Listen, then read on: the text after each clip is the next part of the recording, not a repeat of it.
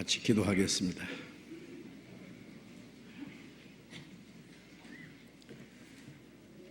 우리를 사랑하시는 자비로우신 우리 아버지 하나님, 하나님을 멀리 떠나 죄 가운데 행하던 우리를 불쌍히 여기시고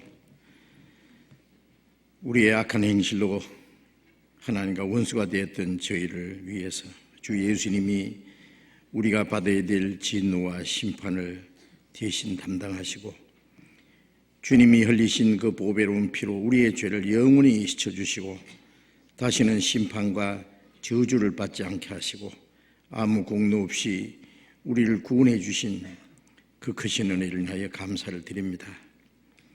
우리를 하나님의 자녀로 삼아주시고 영원한 하나님의 나라에 들어갈 수 있는 영광스러운 소망을 주신 주님 감사합니다.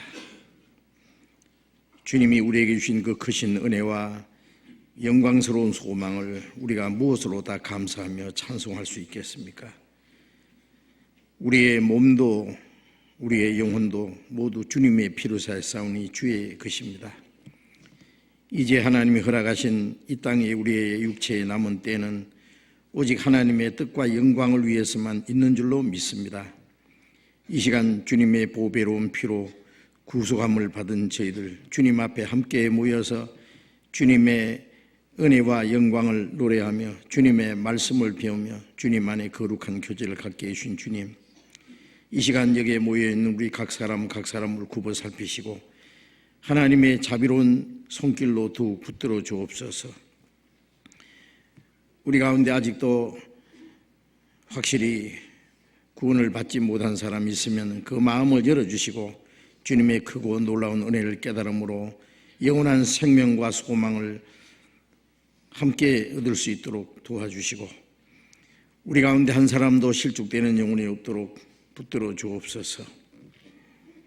이 시간 함께 참여하지 못한 우리 형제 자매들 어느 곳에 있든지 일일이 보살펴 주시고 병중에 있는 사람 속히 건강을 회복시켜 주시고 마음에 시험 받는 사람, 연약한 사람들 각각 합당하신 은혜를 베풀어 주셔서 한 사람도 실족함이 없게 해 주옵소서. 멀리 외국에서 어려운 여건 속에서 신앙을 지키며 복음을 전하는 우리 형제 자매들 더욱 주님이 함께 하시고 영육간에 도와주셔서 하나님의 자녀로 부끄러움이 없이 행하며 주님의 복음을 담대히 증거해서 이뤄진 영혼들을 주님 앞에 인도해서 구원받게 하는 그 큰 역사를 능히 이루게 해 주옵소서. 우리의 남은 생에 하나님 앞에 결코 헛되지 않고 하나님의 뜻과 영광을 위해서 살며 주님이 우리에게 하라고 맡기신 거룩한 역사를 위해서 올바로 살기를 원합니다. 이 세상 헛된 것에 다시 우리의 마음이 빼앗기지 않고 세상 죄에 물들지 않고 오직 하나님의 능력의 손에 붙잡힌 바 되어서 주님 뜻 가운데 행할 수 있도록 우리 모두를 다스려 주시고 인도해 주옵소서. 이 시간 우리에게 나타내시기 원하시는 주님의 말씀, 주님의 거룩하신 뜻, 우리에게 이미 허락하신 크고 놀라운 은혜가 무엇인지, 우리 가운데 행하시는 주님의 능력이 무엇인지, 또 우리가 마땅히 주님 앞에 어떠한 사람이 되어야 할 것을 더욱 가르쳐 주시옵소서. 주 예수님 이름으로 기도드렸습니다. 아멘. 시편 교독하겠습니다. 시편 73편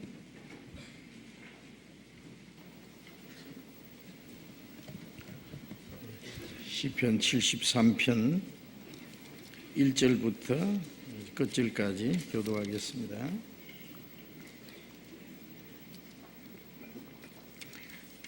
시편 73편 1절부터 교독하겠습니다. 하나님이 참으로 이스라엘 중 마음이 정결한 자에게 선을 행하시나니 나는 거의 실족할 뻔하였고 내 걸음이 미끄러질 뻔하였으니 이는 내가 악인의 형통함을 보고 오만한 자를 질시하였음이로다. 저희는 죽는 때에도 고통이 없고 그 힘에 건강하며 타인과 같은 고난이 없고 타인과 같은 재앙도 없나니 그러므로 교만이 저의 목걸이요 강포가 저의 입은 옷이며 살찜으로 저희 눈이 솟아나며 저희 소득은 마음의 소음보다 진하며 저희는 능욕하며 악하게 압제하며 말하며 거만히 말하며 저희 입은 하늘에 두고 저희 혀는 땅에 두루 다니도다. 그러므로 백성이 이리로 돌아와서 잔에 가득한 물을 다 마시며 말하기를 하나님이 어찌 알랴 지극히 높은 자에게 지식이 있으랴 하도다. 볼지어다 이들은 악인이라 항상 평안하고 재물은 더하도다. 내가 내 마음을 정의하며 내 손을 씻어 무죄하다 한 것이 실로 헛되도다. 나는 종일 재앙을 당하며 아침마다 증책을 보았도다. 내가 만일 스스로 이르기를 내가 이렇게 말하리라 하였다면 주의 아들들의 시대를 대하여 괴후를 행하였으리이다. 내가 어찌면 이를 알까 하여 생각한즉 내게 심히 곤란하더니 하나님의 성소에 들어갈 때에야 저희 결국을 내가 깨달았나이다. 주께서 참으로 저희를 미끄러운 곳에 두시며 파멸에 던지시니 저희가 어찌 그리 졸지에 황폐되었는가 놀람으로 전멸하였나이다. 주여 사람이 깬 후에는 꿈을 무시한 같이 주께서 깨신 후에 저희 형상을 멸시하리이다. 내 마음이 산란하며 내 심장이 찔렸나이다. 내가 이같이 우매무지하니 주의 앞에 짐승이 오나 내가 항상 주와 함께하니 주께서 내 오른손을 붙드셨나이다. 주의 교훈으로 나를 인도하시고 후에는 영광으로 나를 영접하시리니 하늘에서는 주 외에 누가 내게 있으리요 땅에서는 주 밖에 나의 사모할 자 없나이다. 내 육체와 마음은 세잔하나 하나님은 내 마음의 반석이시요 영원한 분깃이시라. 대저 주를 멀리하는 자는 망하리니 음녀같이 주를 떠난 자를 주께서 다 멸하셨나이다. 하나님께 가까이함이 내게 복이라. 내가 주 여호와를 나의 피난처로 삼아 주의 모든 행사를 전파하리이다. 찬양대 찬송해 주겠습니다.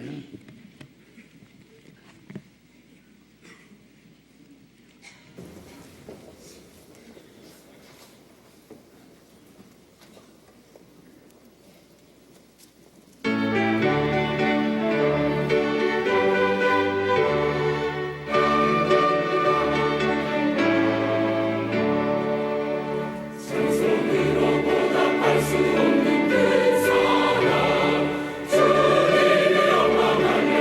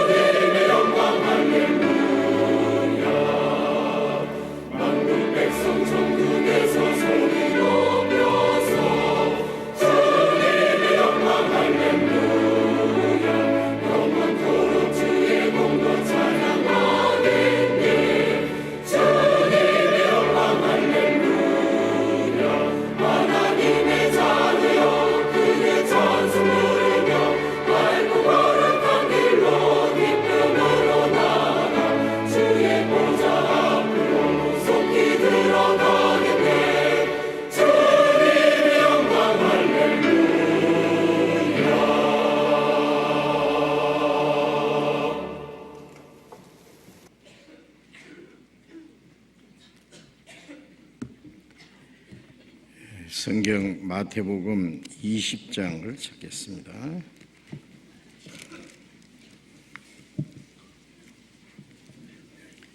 마태복음 20장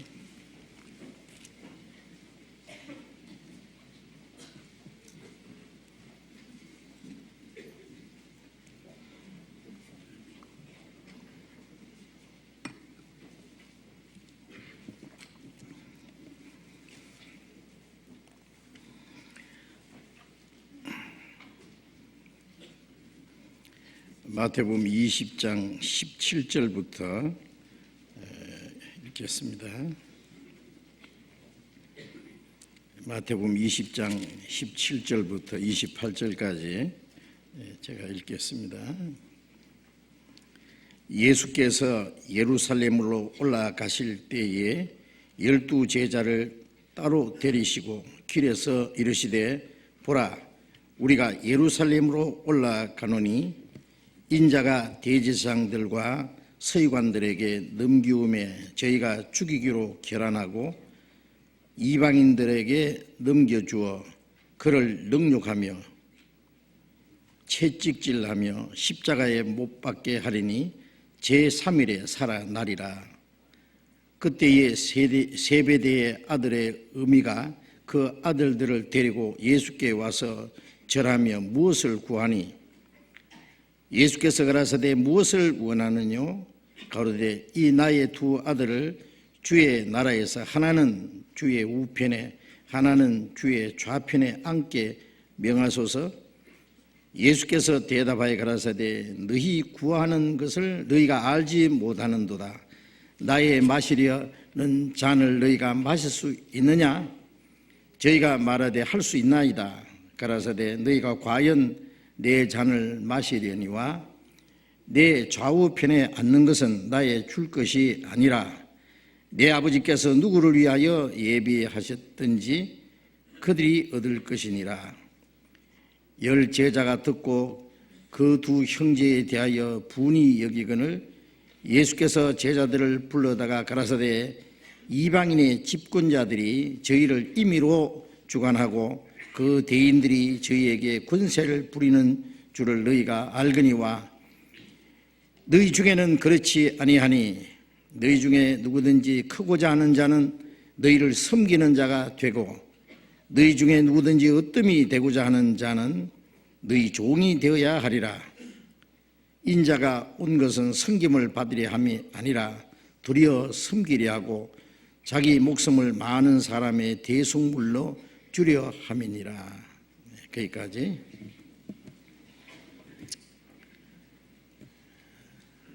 우리 마태복음을 계속 배우고 있습니다.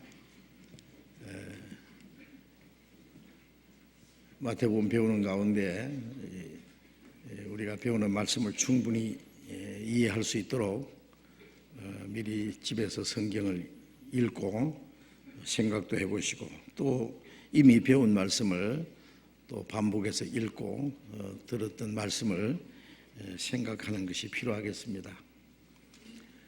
말씀을 듣고 잊어버리면은 그 말씀이 자기에게 아무 유익이 없다고 말씀하셨죠.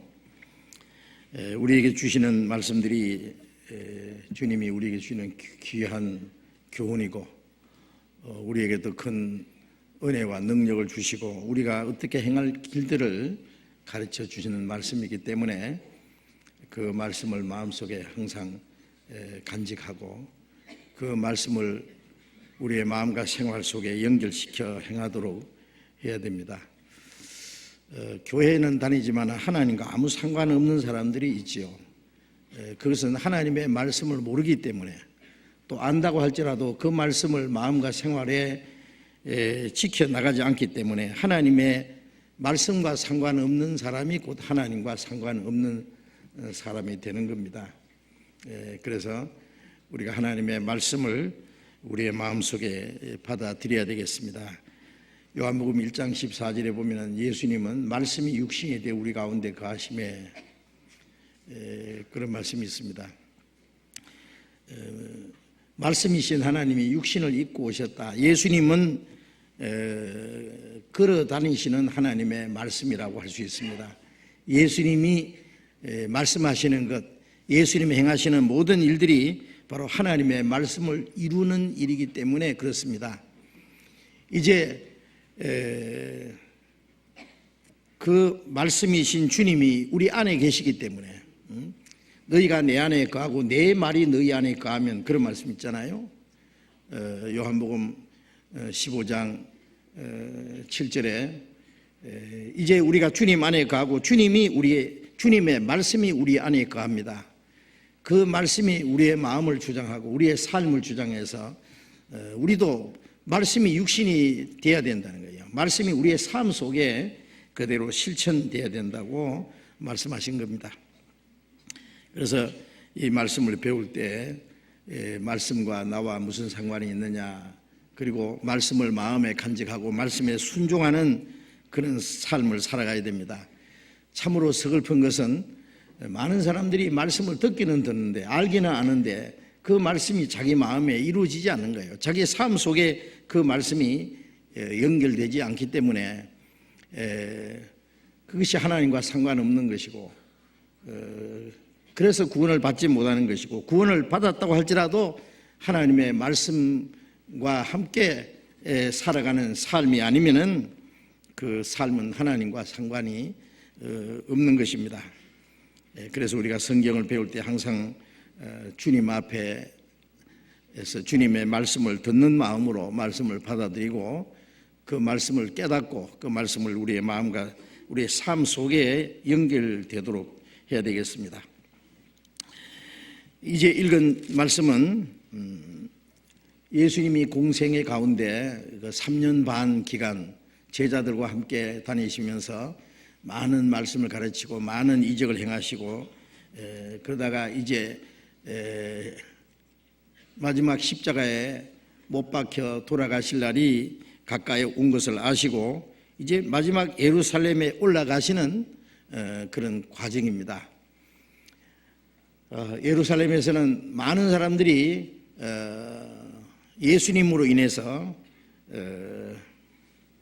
예수님이 좋은 사람이다, 혹은 좋지 않은 사람이다, 백성을 미혹해 하는 사람이다, 그런 사람들이 있었습니다. 유대 종교가들은 예수님을 미워하고 핍박하고 죽이려고 하고, 또 백성들은 예수님이 예루살렘에 오시면은 이제 왕이 되시지 않겠나, 로마를 정복하고 왕국을 건설하실 분이 아닌가, 그렇게 기대하게 되었습니다. 예수님은 이제 예루살렘에 올라가시면은 십자가에 못 박혀 죽으실 것을 미리 알고 계십니다. 그래서 하나님의 독생자 그리스도께서 십자가에 죽으심으로 이제 하나님이 계획하신 그 구원의 대역사를 이루기 위해서 마지막 예루살렘으로 올라가시는 그 장엄한 걸음입니다. 예수님이 이제 십자가를 향해서 당당히 걸어가시는 그 모습을 여기서 우리가 볼 수 있습니다. 17절을 다시 읽겠습니다. 17절, 예수께서 예루살렘으로 올라가려 하실 때에 12 제자를 따로 데리시고 길에서 이르시되, 보라, 우리가 예루살렘으로 올라가노니 인자가 대제사장들과 서기관들에게 넘기움에 저희가 죽이기로 결단하고 이방인들에게 넘겨주어 그를 영육하며 채찍질하며 십자가에 못 박게 하리니 제3일에 살아나야 나리라.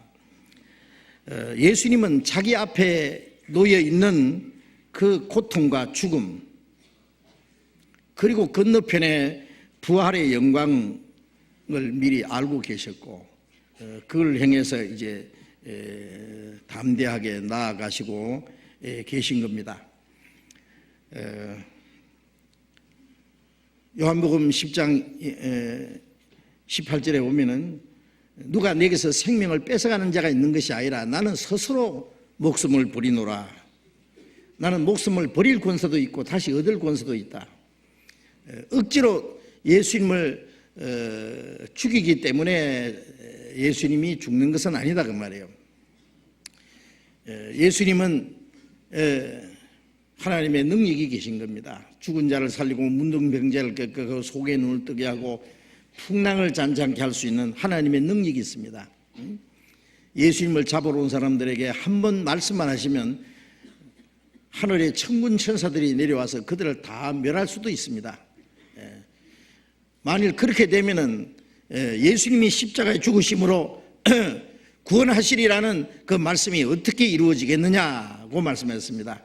예수님은 이 세상에 오신 목적이 죄인을 구원하기 위해서 죽으러 오신 겁니다. 그래서 예수님은 자기 스스로 목숨을 버린다 그랬죠. 내 목숨을 누가 뺏어가는 자가 있는 것이 아니다. 나는 스스로 목숨을 버린다. 예수님은 자기 앞에 있는 능력과 고난을 향해서 담대히 나아갈 수 있었던 것은 그것은 갑작스러운 일도 아니고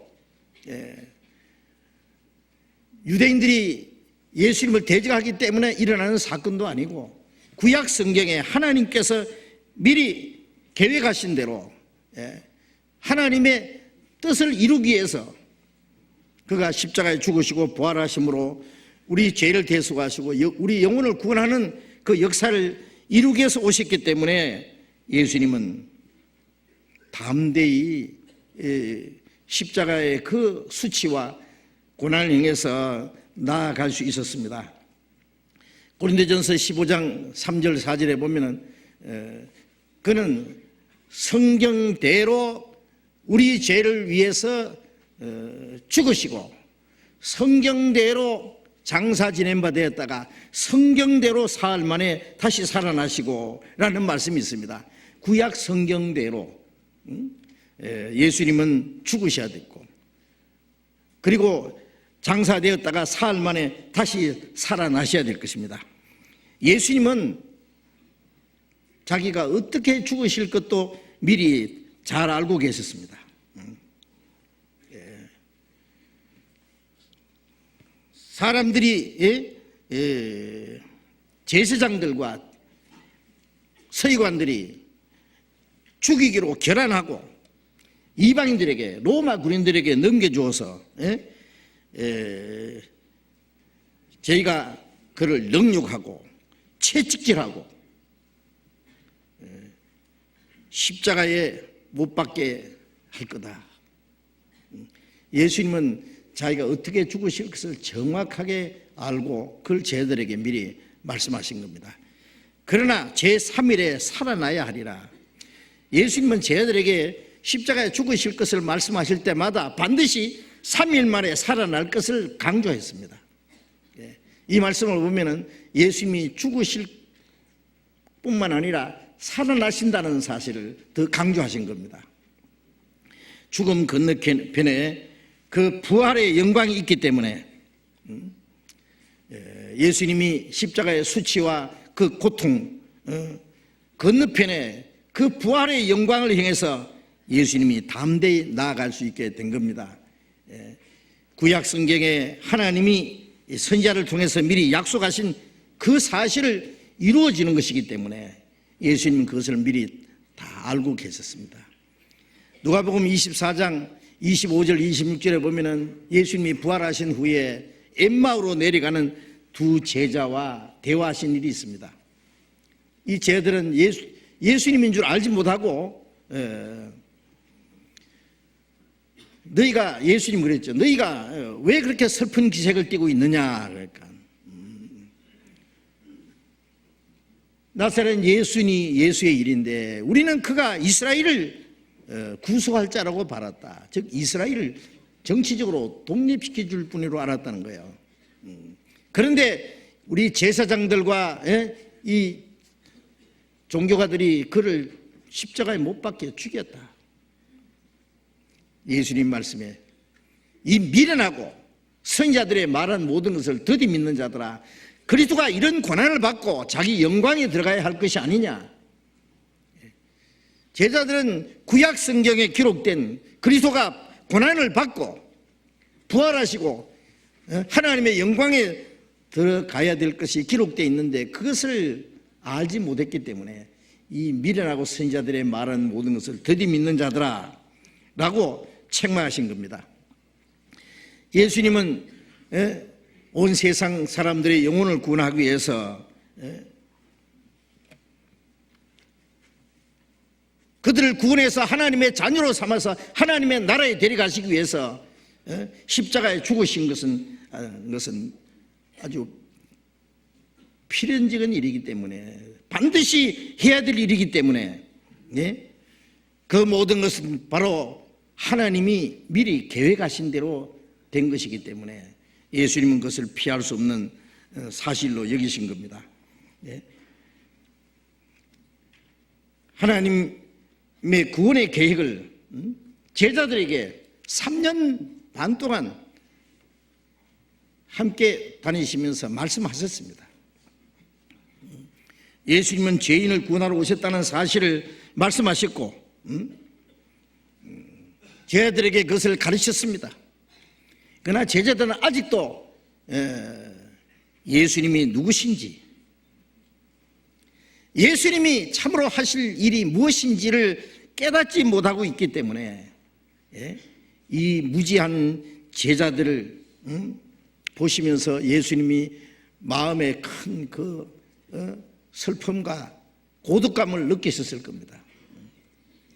3년 반 동안 그토록 가르치고 수차례 예수님이 십자가에 죽으시고 부활하실 것을 미리 말씀하셨는데 제자들은 아직도 그것을 깨닫지 못하고 있다 그 말이에요. 예수님이 예루살렘에 올라가실 때 그건 비장한 걸음이잖아요. 자기를 죽이려고 하는 사람들을 향해서 예수님이 채찍에 맞으시고 온갖 수치와 고통을 받고 십자가에 못 박히는 것은 인간이 받을 수 있는 최고의 수치와 최고의 고통입니다. 그것을 향해서 스스로 나아가시는데 예수님의 발걸음은 아주 가벼웠습니다. 예루살렘에 올라가시는데 예수님의 발걸음이 제 아들보다 더 빨랐습니다. 마가복음 10장을 보겠습니다. 마가복음 10장 32절.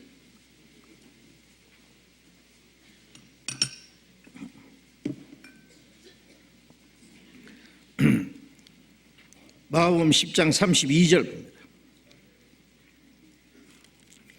예루살렘으로 올라가는 길에 예수께서 제 아들 앞에 서서 가시는데 저희가 놀라고 쫓는 자들은 두려워하더라. 이에 다시 12 제자를 데리시고 자기의 당할 일을 일러 가라사대 보라 우리가 예루살렘에 올라가노니 인자가 대제사장들과 서기관들에게 넘기오매 저희가 죽이기로 결단하고 이방인들에게 넘겨주겠고 그들은 능욕하며 침뱉으며 채찍질하고 죽일 것이니 저는 3일 만에 살아나리라 하시니라. 자, 이제 죽음을 향해서 나아가시는 예수님이 제자들보다도 몇 걸음 앞서서 가십니다.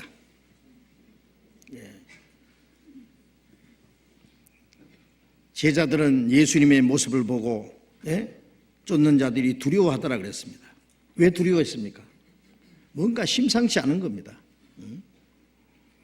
예수님이 예루살렘에 올라가시면 유대인들이 원하는 대로 왕국을 건설하실 왕이 되실 것인지, 예수님이 자주 말씀하시는 대로 십자가에 죽으실 것인지, 어떤 일이 일어날 건지 거기에 대해서 그들은 불안하고 두려웠습니다. 예수님이 또 말씀했습니다. 12 제자에게 자기가 당할 일을 미리 말씀하셨다. 내가 이제 예루살렘에 올라가면은 대제사장들과 서기관들에게 넘겨오고 저희가 죽이기로 결정하고 이방인들에게 넘겨했고 능욕하고 침뱉으며 채찍질하고 그리고 죽일 것이다. 그러나 제3일에 살아나야 하리라. 제자들은 그러나 그때까지도 아직도 모르는 거예요. 예수님 말씀을 깨닫지 못한 거예요. 그들의 마음에는 다른 것이 그들의 마음을 붙잡고 있기 때문에.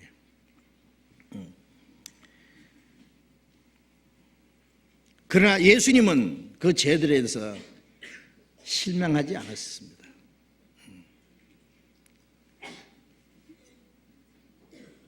지금은 제자들이 예수님을 알지 못하지만, 예수님이 하시는 일을 이해하지 못하지만, 이제 조금 있으면 언제요? 예수님의 부활하시면 그 모든 의심이 사라지고 믿을 것이기 때문에 그때를 기대하시는 겁니다. 예수님은 당장 어떤 사람이 자기의 말씀을 깨닫지 못할지라도, 이해하지 못할지라도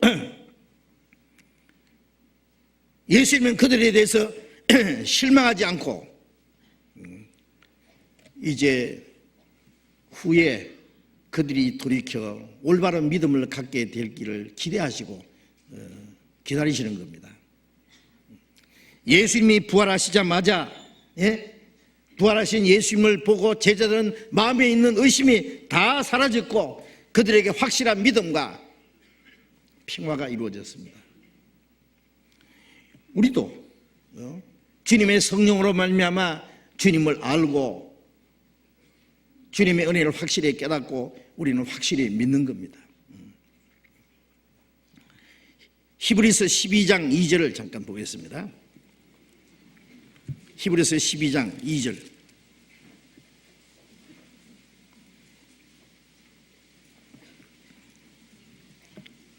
신약 367페이지 히브리서 12장 2절 같이 읽겠습니다. 믿음의 주여 또 온전케 하시는 이 예수를 바라보자. 저는 그 앞에 있는 즐거움을 위하여 십자가를 참으사 부끄러움을 개의치 아니하시더니 하나님 보좌 우편에 앉으셨느니라. 믿음의 주요, 믿음의 주라는 건 우리 구원의 주님입니다. 우리에게 영원한 생명과 소망이 되신 주님, 믿음의 주요 또 온전케 하시는 이 예수를 바라보자. 우리를 구원하실 뿐 아니라 구원받은 이후에 우리를 날마다 새롭게 거룩하게 온전하게 하시는 분입니다. 온전케 하시는 이 예수를 바라보자. 우리는 말씀을 통해서 예수님을 보는 겁니다. 세상 죄를 지고 가는 하나님의 어린 양을 보라 그랬잖아요. 우리 죄를 지고 가신 주님을 보고 부활하신 주님을 보고 이제 성천하사 하나님의 영광의 보좌에 앉으신 주님을 봅니다. 스데반은 복음을 전하다가 돌에 맞아 죽으면서 보라 인자가 하나님 보좌 우편에 서신 것을 보노라. 우리도 믿음의 눈으로 주님을 봅니다. 예수를 바라보자. 이 바라본다는 말은 화가가 그림을 그릴 때 모델을 보고 그 모양을 머리카락 하나까지 정확하게 자기 화폭에다 옮기는 것처럼 예수님의 모든 생애를 보고 그 예수님을 자기의 마음과 생애 속에 옮기는 것을 말하는 겁니다.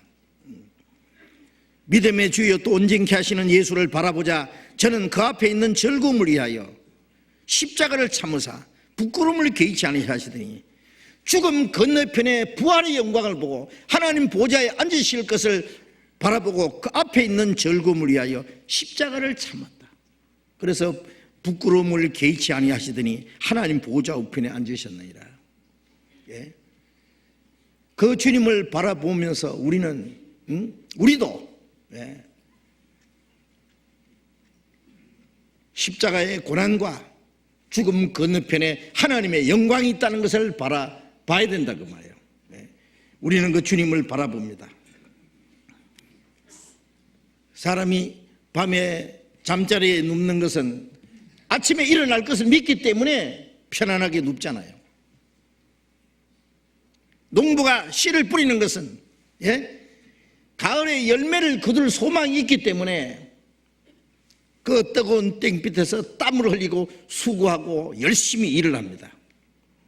학생이 열심히 공부하는 것은 합격의 영광을 바라보기 때문에 뼈를 깎는 고생을 하면서 열심히 공부를 합니다. 예수님도 앞에 있는 영광을 바라보고 그 수치와 고통을 참으셨고 부끄러움을 개의치 아니하시고 그리고 영광의 보좌 우편에 앉으셨습니다. 우리도 마찬가지입니다. 우리도 앞에 있는 영광을 바라보면서 그 고난의 자취를 따라가는 겁니다. 바울 사도는 사도행전 20장 23절 24절에 보면은 각 성에서 환난과 결박이 나를 기다린다 하시나 나의 달려갈 길과 주 예수께 받은 사명 곧 하나님의 은혜의 복음 증거하는 일을 마치려 하면은 나의 생명을 조금도 귀한 것을 이기지 아니하노라고 했습니다. 가는 곳마다 바울을 죽이려는 사람들이 숨어 있고 결박과 환난이 기다린다고 했습니다. 그러나 그것을 피해간 것이 아니라 바울은 그 고난을 향해서 담대히 나갔습니다. 나의 달려갈 길, 주 예수께 받은 사명, 이 은혜의 복음 증거하는 일을 마치려 하면은 나의 생명을 조금도 귀한 것을 여기지 않는다고 했습니다. 왜? 고난 건너편에 현재의 고난은 장차 우리에게 나타날 영광과 비교할 수 없는 그 영광이 기다리고 있기 때문에 지금 받는 고난을 감당할 수 있다고 말합니다. 부활의 소망이 없는 사람은 죽음이라는 것이 하나의 절망일 뿐입니다. 그러나 부활의 소망이 있는 사람은 죽음이라는 것은 아무것도 아닙니다. 앞에 있는 영광을 확실히 믿는 사람은 현재의 고난을 아주 쉽게 견딜 수가 있습니다. 그 소망과 영광이 없는 사람은 이 세상의 모든 고난이 자기에게 고통과 저주가 될 뿐이고 그리고 고통을 이길 수가 없습니다. 고린도후서 4장 17절에 보면 우리가 잠시 받는 환난에 경한 것이 영원한 영광에 중한 것을 이루게 하매니 이 땅에 우리가 받는 그 환난과 고난은 잠시입니다. 잠시 받는 환난에 아주 작은 것이 장차 받을 크고 중한 영광을 이루게 한다. 우리가 주를 위해서 받는 고난은 아주 작은 겁니다. 그러나 주님이 우리에게 주실 영광은 너무 크고 귀한 겁니다.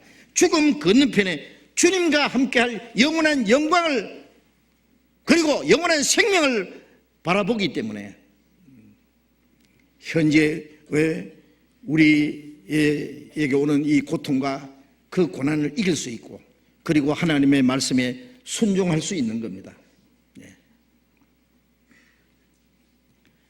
그리스도인은 현재를 위해서 현재를 사는 것이 아니라 잠시 후에 주님과 함께할 영원한 영광을 위해서 현재를 사는 겁니다.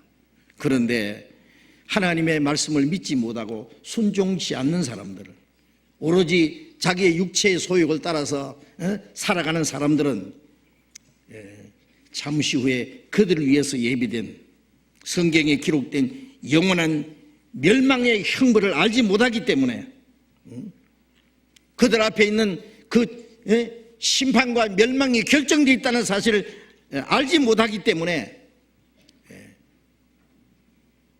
눈에 보이는 육신의 욕망만을 따라서 살려고 하는 겁니다.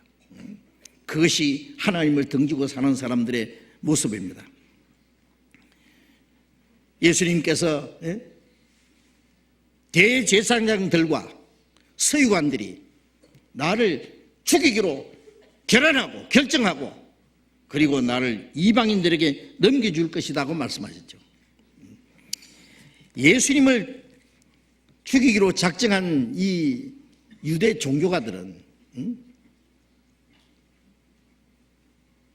이스라엘 백성의 지도자들입니다. 그들은 백성들에게 성경을 가르치고 하나님의 택한 이스라엘 백성들에게 성경을 가르치고 하나님께 예배하는 것을 가르치고 주관하는 사람들입니다.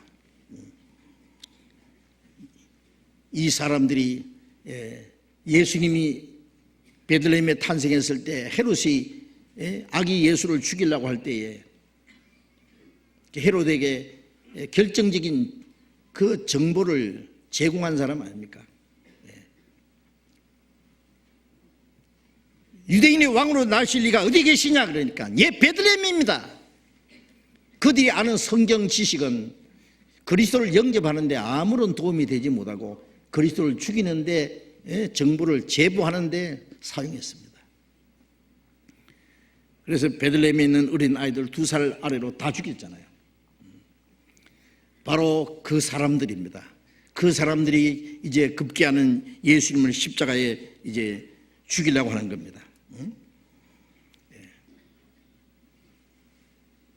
유대 종교가들에게는 사람을 죽일 권한이 없다 그랬죠. 로마가 이스라엘을 통치하고 있기 때문에. 그래서 빌라도의 권세를 이용해 가지고 예수님을 죽이기로 작정한 겁니다. 그들은 그리스도의 탄생하실 때부터 십자가에 못 박혀 죽으실 때까지 그리스도를 대적하고 그리스도를 회방하고 그리스도를 핍박하는 바로 어둠의 권세, 사탄의 하수인들이었습니다. 바로 그들은 사탄에게 속해서 하나님을 대적하는 일을 했던 겁니다. 그들이 하나님의 택한 백성을 지도하는 지도자들이었다는 걸 알아야 됩니다. 성경을 가르치는 사람들이었습니다. 그 당시에 유명한 종교가들이었습니다. 그들이 바로 산헤드린 공회의 구성원으로서 예수님을 십자가 못 박아 죽이기로 작정한 사람들입니다. 그들이 예수님을 죽이기로 결단하고 이방인들에게, 로마 군인들에게 넘겨주고 십자가에 못 박게 한 겁니다. 며칠 전에 신문에 보셨을 겁니다. 천주교 교황이 말하기를 예수를 죽인 것은 유대인이 아니다 그랬어요. 신문에 보셨어요? 왜 그런 말을 합니까? 뒤에 유대인들의 세력이 있겠죠. 미국에서 만든 패션 오브 크라이스트라고 하는 그리스도의 순환에 대한 영화를 보면은요, 유대인들이 예수님을 죽이라고 데모하고, 빌라도는 죄 없다고 했는데 기어코 죽이라고, 그리고 무지하게 채찍질하고 십자가 못 박는 그 장면을 나타냈습니다. 유대인들은 우리가 그렇게 한 게 아니다, 발뺌합니다.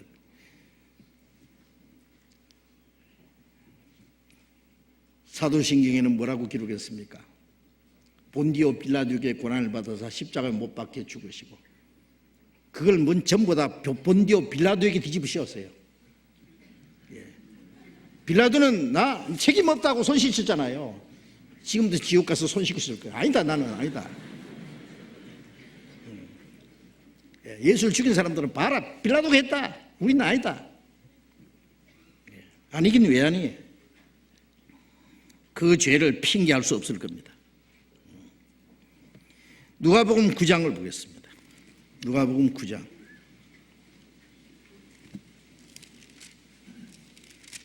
누가복음 9장 44절.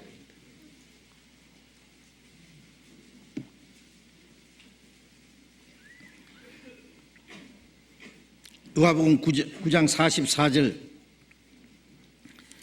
45절 봅니다. 이 말을 너희 귀에 담아두라.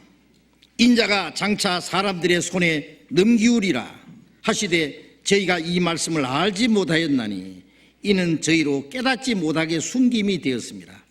또 저희는 이 말씀을 묻기도 두려워하더라. 예수님이 제자들에게 이 말을 너희 귀에 담아두라. 귀에다 담아둬야 되는데 한쪽 귀로 듣고 한쪽 귀로 흘러보내기 때문에 인자가 장차 사람들의 손에 넘기우리라. 예수님이 제자들에게 넘겨주고 이방인들에게 넘겨주고 십자가에 못 박혀 죽으실 걸 말씀한 거예요. 그러나 저희가 이 말씀을 알지 못하였나니, 제자들은 주님의 말씀을 알지 못했습니다. 깨닫지 못하게 숨김이 되었습니다. 저희는 이 말씀을 묻기도 두려워하더라. 왜 제자들은 그토록 몰랐을까요? 마태복음 16장에 보면 똑같은 말씀을 예수님이 하셨습니다. 예수님이 십자가에 죽으실 것과 부활하실 것을 말씀했고, 17장에 또 똑같이 말씀했고 20장에 와서 예수님이 세 번째 똑같은 말씀을 또 하셨습니다. 그리고 예수님이 죽으실 뿐만 아니라 부활하실 것을 정확하게 말씀했습니다. 그런데 3년 반 동안 예수님을 따르면서 예수님께 배운 제자들이 아직도 그 예수님의 말씀을 확실히 알지 못하고 그것을 깨닫지 못하고 있으니 참으로 모순되고 슬픈 일이 아니겠어요? 왜 그들은 그토록 예수님의 말씀을 깨닫지 못했을까요? 그 당시 유대인들은 메시아가 오시면은 로마를 정복하고 이스라엘을 독립시켜주고 이스라엘 왕국을 건설할 메시아를 기다렸던 겁니다. 제자들도 다른 유대인들처럼 마찬가지로 예수님이 이 땅에 왕국을 건설할 줄로 기대했습니다.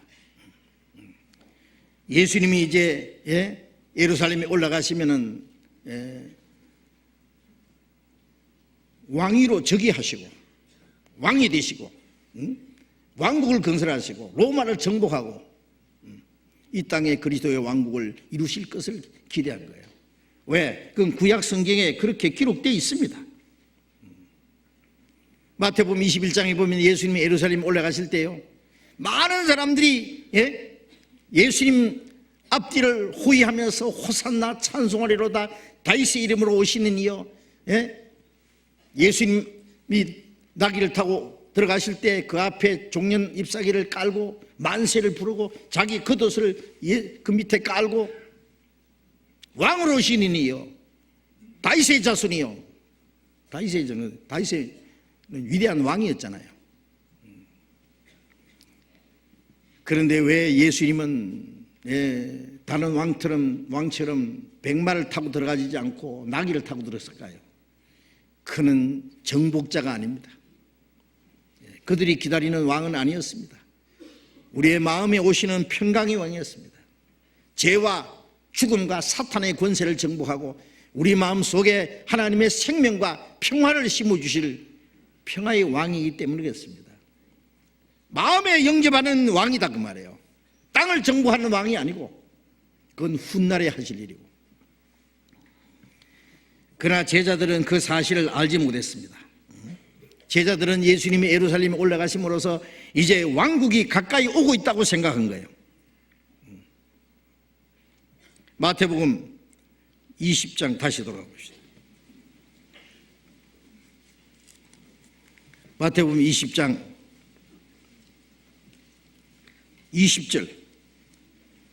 그때의 세베대의 아들의 어미가 그 아들들을 데리고 예수께 와서 절하며 무엇을 구하니? 예수께서 가라사대 무엇을 원하느뇨? 가로되 이 나의 두 아들을 주의 나라에서 하나는 주의 우편에 하나는 주의 좌편에 앉게 명하소서.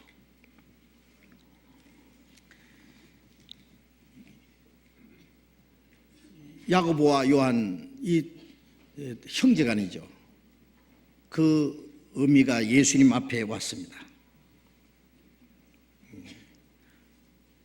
예수님이 이제 올라가시면 왕이 되시거들랑 그 주님의 나라에서 왕국을 이룰 때에 우리 아들 오른쪽 왼쪽에 주님을 가장 가까이 앉혀주십시오.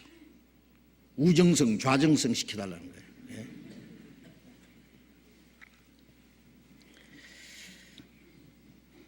마가복음 10장에 보면은 제자들이 직접 예수님께 그걸 구했다고 되어 있는데 어머니를 통해서 구했습니다. 그러니까 역시 제자들이 구한 겁니다.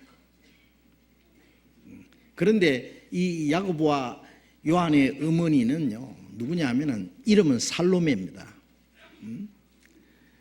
마태복음 27장에 보면 예수님이 십자가에 죽으실 때 십자가 가까이 있던 그 여인들 중에서 세베대 두 아들의 어머니라고 있더라고 했습니다. 마가복음에서는 살로메라고 했습니다. 요한복음 19장에서는 예수님의 이모라고 했습니다. 그 사람이 누구냐 하면은 살로메인데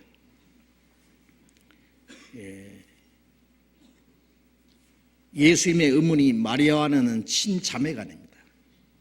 그러니까 예수님의 이모 된단 말이에요.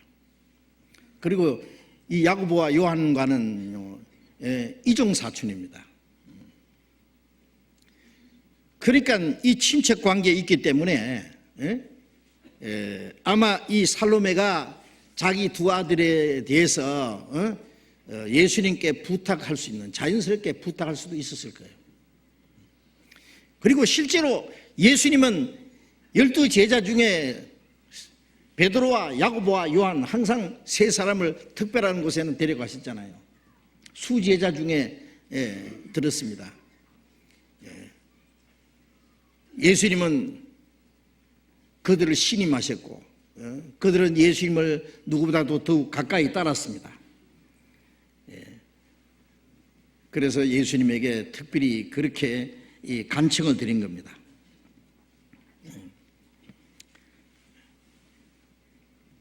요한복음 19장 25절에 보면은 십자가에 못 박혀 있을 때에 십자가 곁에 예수의 모친 마리아와 이모, 그리고 글로바, 그리고 막달라 마리아 있었다 그랬죠. 아마 십자가 밑에 예수님이 못 박히는 그 장면을 바라보고 그 살로메는 자기가 예수님이 왕이 되시면 자기 아들들 좋은 자리에 앉혀달라고 부탁했던 것이 얼마나 헛되고 거짓되다는 것, 잘못됐다는 것을 깊이 뉘우쳤을 겁니다.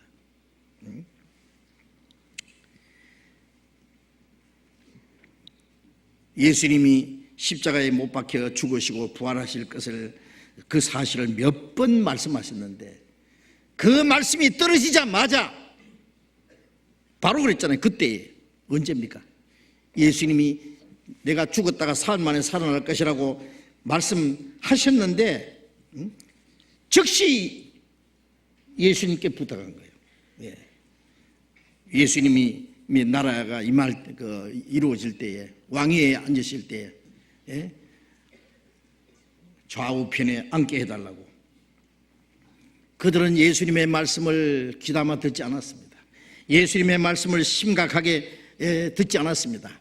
왜? 그들의 마음속에 야망이 있었기 때문에 그렇습니다.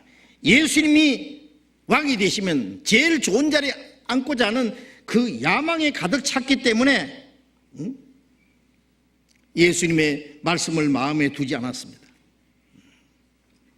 그들은 평소에 품었던 야망이 이제 곧 이루어질 것을 기대했기 때문에, 참 이상한 일 아닙니까?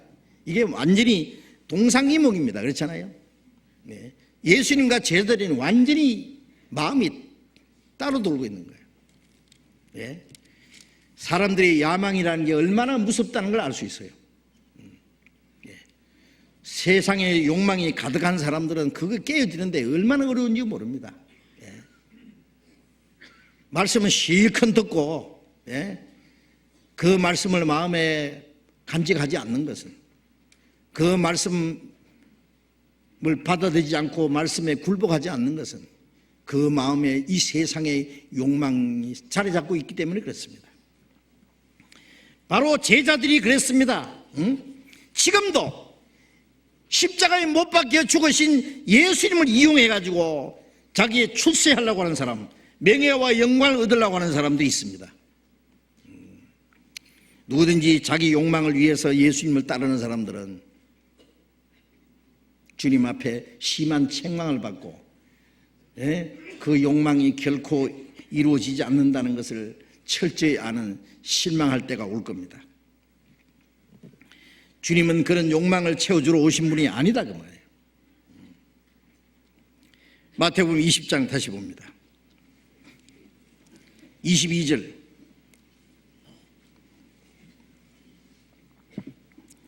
예수께서 대답하여 가라사대 너희 구하는 것을 너희가 알지 못하는도다. 나의 마시리는 잔을 너희가 마실 수 있느냐? 저희가 말하되 할 수 있나이다.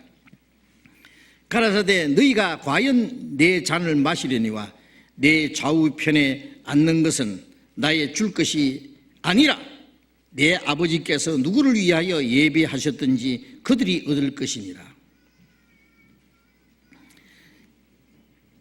예수님께서 너희가 구하는 것을 너희가 알지 못한다. 무엇을 원하는지도 모르면서 너희가 내가 마실 잔을 마실 수 있느냐? 저희들이 할 수 있나이다. 이 말씀 보면은 너희가 나의 마시는 잔을 마실 수 있느냐? 그러니까 예수님이 임금되면은 거하게 한잔 하자는 줄 알고 아주 멋지게 한잔 하자는 줄 알고 한잔 합시다. 마실 수 있나이다. 그것도 무슨 소리인지도 모르고 대답한 거예요. 예수님이 마시는 잔이 뭔데요? 과연 너희가 마시려니와 허락했습니다. 그래 마시라. 그런데 그 잔은 제자들이 원했던 그 잔은 아니었습니다. 마태복음 26장 39절에 예수님의 마지막 겟세마네 동산에서 십자가에 죽으시기 전날 밤에 기도 내용이 아버지여 이 잔을 내게서 지나가게 하옵소서. 그러나 내 원대로 마옵시고 아버지의 원대로 하옵소서. 그건 십자가의 그 고난의 잔입니다. 수치와 채찍과 십자가에 못 박혀 죽는 그 고난의 잔을 말하는 겁니다.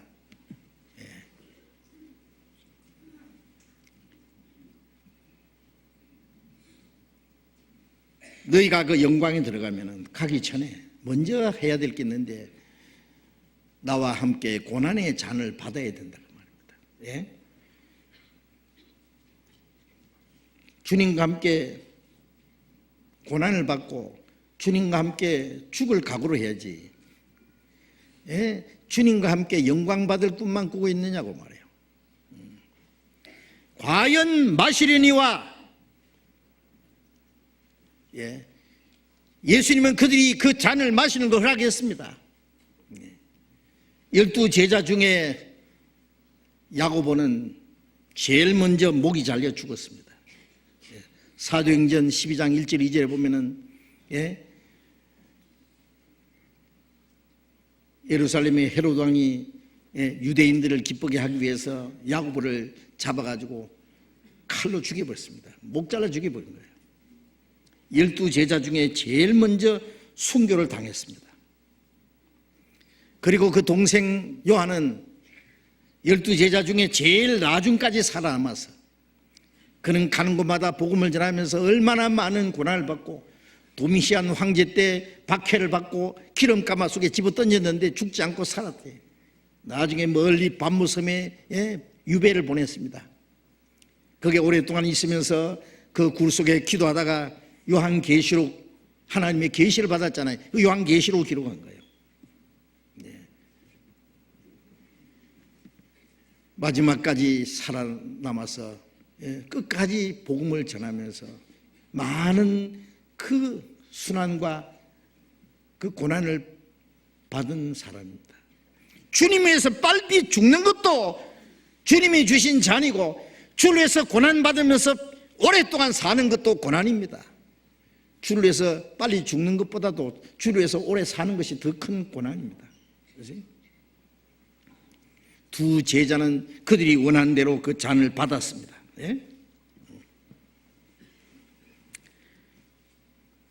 로마서 14장 7절 8절에 우리가 살아도 주를 위해서 살고 죽어도 주를 위하여 죽나니 그러므로 사나 죽으나 주의 것이로다. 주를 위해서 살기도 하고 주를 위해서 사는 건 뭐예요? 주를 위해서 고난받는 생입니다. 주를 위해서 사는 사람이 주를 위해서 죽을 자격도 있고 주를 위해서 죽기로 작정한 사람이 주를 위해서 살 수도 있을 겁니다. 우리가 살아도 주를 위해서 살고 죽어도 주를 위하여 죽나니 우리 중에 자기를 위해서 사는 자 없고 자기를 위해 죽는 자도 없다. 당연한 겁니다.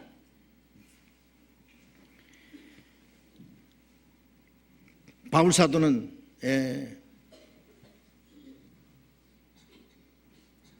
복음을 전하다가 얼마나 많은 고난을 받았습니까? 예? 40에 하나 감한매를 5번 맞고 3번 태장으로 맞고 1번 돌에 맞아 죽었다가 갖다 내버렸는데 또 살아나서 또 전도하고, 예? 옥에 갇히기를 여러 번 하고 여러 번 죽을 뻔하고 강의 위험과 강도의 위험과, 예? 광야 위험과, 예? 바다의 위험을 당하고, 예? 자기 동족의 위험을 당하고, 예? 여러 번 자지 못하고, 예?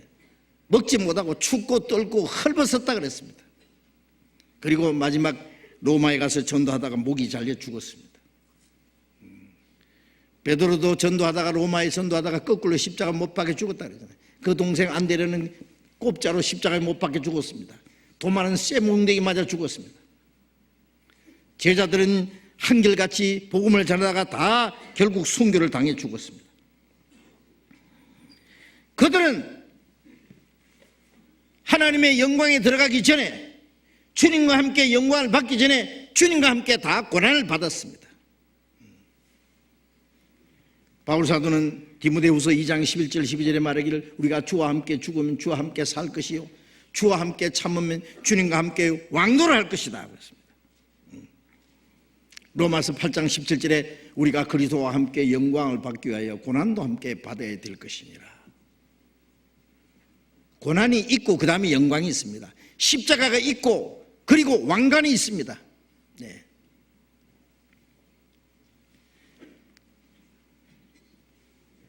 그리스도와 함께 영광을 받기 위해서 고난도 함께 받아야 될 것이니라. 하나님이 우리를 구원하신 것은 하나님의 영광에 들어가기 위해서입니다. 구원은 그저 받았지만 영광은 고난을 통과해야 됩니다. 우리에게 더 큰 영광을 주시기 위해서 우리에게 고난을 허락하신다는 사실도 알아야 됩니다. 베드로전서 5장 1절에 베드로가 말하기를 장로들에게 내가 말하노라 함께 된 장로된 나는, 베드로도 자기가 장로가 했습니다. 예. 그리스도의 고난의 증인이요 나타날 영광에 참여할 자로다. 예. 교회 지도자들은 고난의 증인이 되어야 되고 고난의 증인이 된 후에 나타날 영광에 참여할 자로다. 그렇습니다. 지도자들뿐 아니라 누구든지 우리는 앞에 있는 영광을 바라보면서 그리스도의 고난에 우리가 참여해야 됩니다. 고난이 있은 이후에 영광에 들어갑니다. 우리가 주님과 함께 영광을 받기 원하는 사람은 주님과 함께 고난을 받고 주님과 함께 죽을 각오도 돼 있어야 됩니다. 마태복음 16장 24절에 보면 누구든지 나를 따르거든 자기를 부인하고 자기 십자가를 지고 나를 좇을 것이니라고 말씀했죠. 주님과 함께 영광을 받으려면 주님을 따라가야 됩니다. 주님을 따라가려면 자기를 부인해야 됩니다. 자기 욕망을, 이 땅에 있는 욕망을 버려야 됩니다. 자기를 부인한다는 게 그겁니다. 육신의 모든 욕망을 포기해야 됩니다. 자기를 부인하고 자기 십자가를 지고, 십자가는 고난입니다. 죽음입니다. 나를 좇을 것이니라. 예? 자기 욕망을 버리고 십자가를 지고 주님을 따라가면, 그리고 그 건너편에 주님과 함께 영광을 받게 될 것이다 그 말이에요.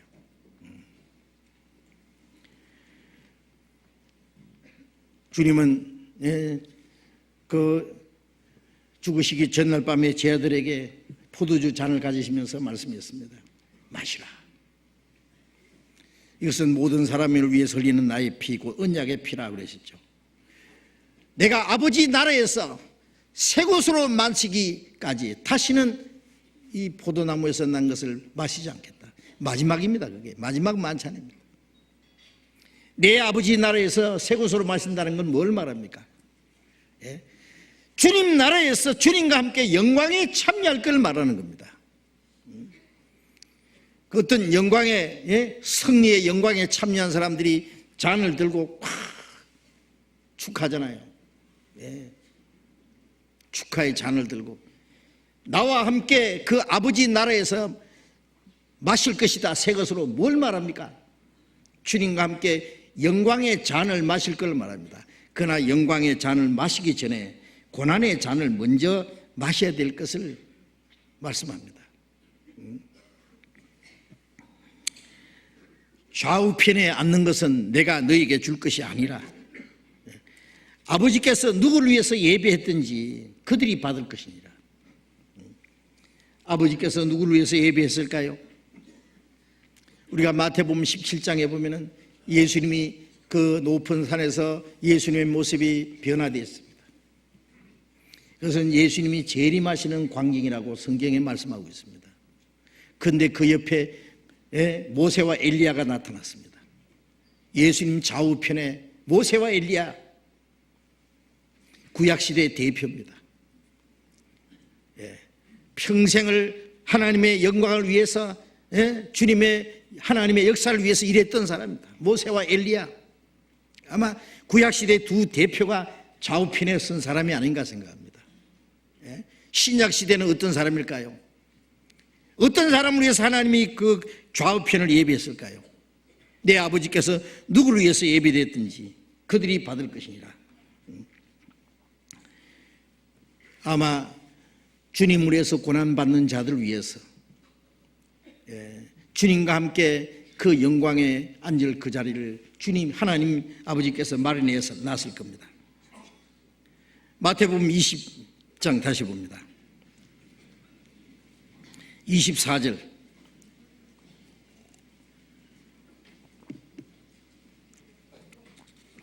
24절. 12 제자가 듣고 그 두 형제에 대하여 분이 여기거늘.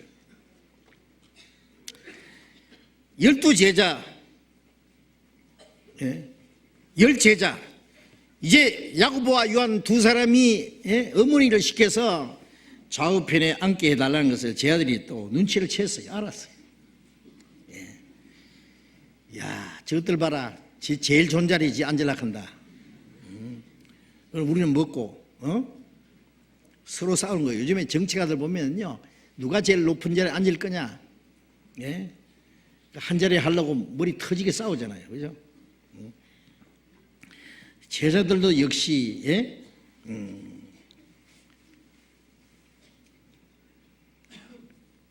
권력에 대한 욕망이 대단했습니다. 그래서 제자들끼리 서로 분내고 그 제자들의 두 형제에 대해서 분이 여기고, 분이 여긴 것만 아니라 다퉜다고 했습니다. 누가복음 22장에 봅시다. 누가복음 22장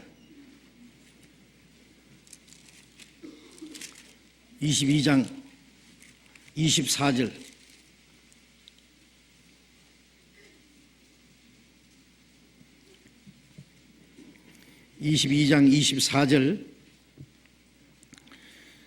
또 저희 사이에 그 중 누가 크냐 하는 다툼이 난지라.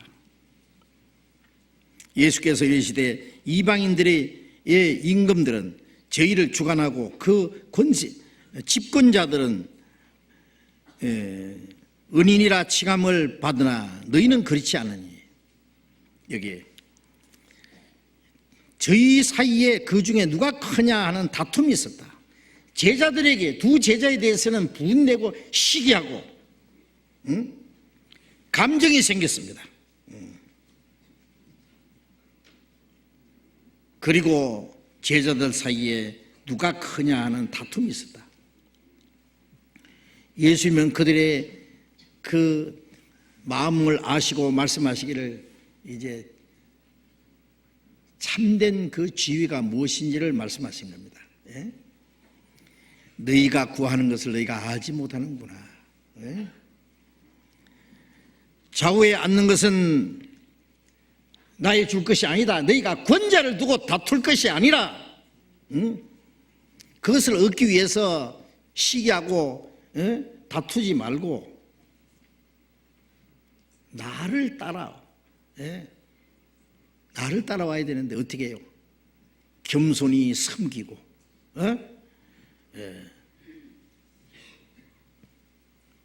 남을 위해서 자신을 희생하고, 자기를 희생 제물로 바치면 주님과 함께 섬기고 주님과 함께 희생을 당하고 주를 위해서 죽기까지 한다면 하나님 아버지의 합당히 이김을 받아서 너희가 그 영광의 자리에 앉게 될 것이다. 내 아버지께서 누구를 위해 예배했든지 그들이 받을 것이니라. 누구를 위해서 예배했느냐? 너희가 하나님이 예배하신 그 영광에 들어가게 합당한 사람이 될 수 있도록 노력하라고 말해요. 네.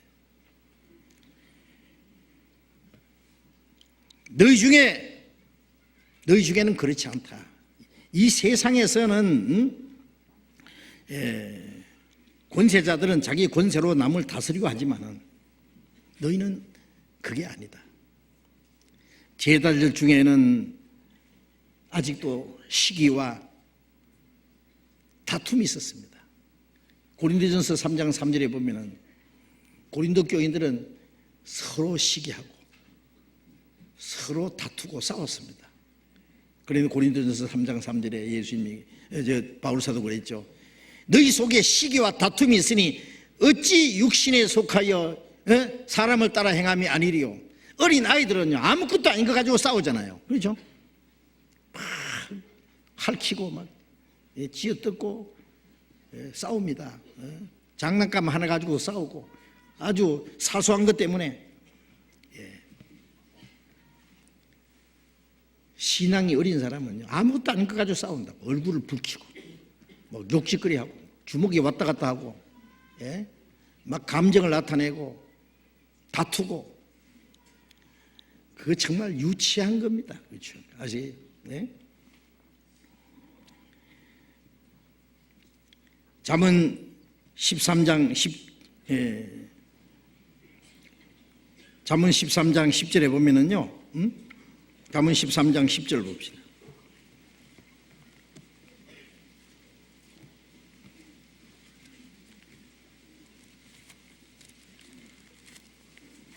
구약성경 잠언 13장 10절.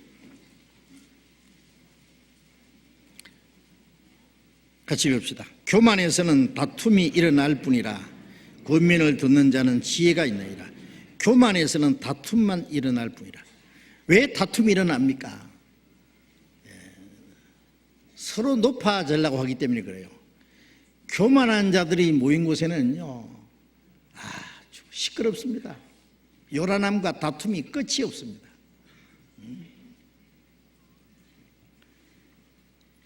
빌립보서 2장 3절에 바울 사도 그랬잖아요. 너희 안에 이 마음을 품으라. 그리스도 예수의 마음이다. 그리고 다툼과 허용으로 하지 마라.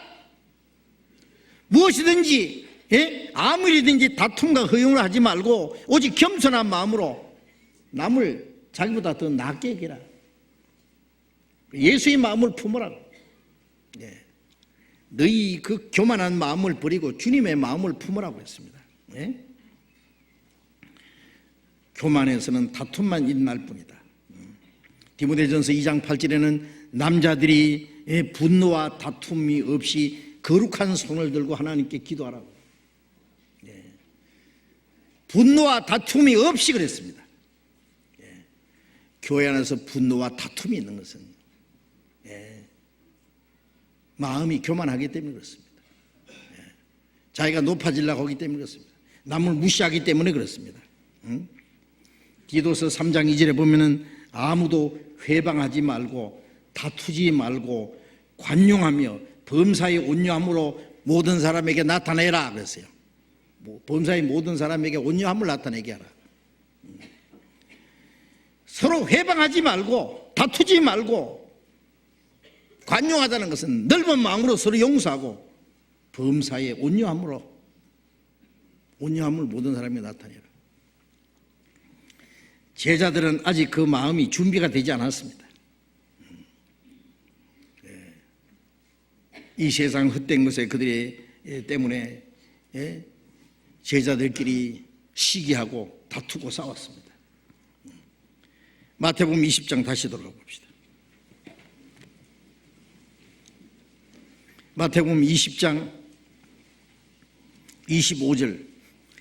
예수께서 제자들을 불러다가 가라사대 이방인의 집권자들이 저희를 임의로 주관하고 그 대인들이 저희에게 권세를 부리는 줄 너희가 알거니와 너희 중에는 그렇지 아니하니 너희 중에 누구든지 크고자 하는 자는 너희를 섬기는 자가 되고 너희 중에 누구든지 어뜸이 되고자 하는 자는 너희 종이 되어야 하리라. 이 세상의 이 집권자들, 권력자들, 이 세상의 권력을 잡은 자들, 큰 자들과 그리스도 안에서 큰 자가 어떤 것인지를 여기 말씀하시는 겁니다. 이방인의 집권자들은 그 당시에 권세 있는 자들입니다. 이 세상에서는요, 다스린 자가 있고 다스림을 받는 사람이 있습니다.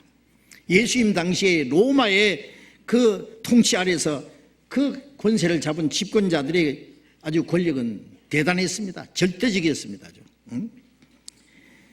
그들은 권세로 백성을 억압하고 지배하고 그 권세로 사람을 자기 마음대로 주관하고 부리고 권력과 돈으로 다스리고 지배했습니다.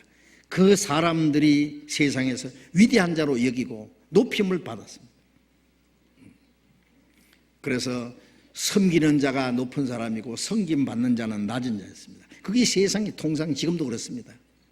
그러나 너희 중에는 그렇지 않다는 말은 그리스도 안에는 그렇지 않다는 거예요. 그리스도 안에서 큰 자는 누구냐? 그리스도 안에서는 아니다. 세상과는 전혀 다르다고 말해요. 하나님의 나라에서는 어떤 사람이 높은 자냐? 크고자 하는 자는 너희를 섬기는 자가 되고 어뜸이 되고자 하는 자는 너희 종이 되어야 하리라. 제자들의 그 거짓되고 교만한 마음을 아주 완전히 박살낸 겁니다. 예? 하나님의 나라에서 높은 자는 누가 높은 자냐? 세상에 사는 동안에 다른 사람을 섬기고 섬기는 그 사람이 하나님 나라에서 위대한 자가 될 것이고 자기를 낮추고 희생하고 봉사하는 사람이 그리스도 안에서 큰 자가 될 것을 말씀했습니다. 예?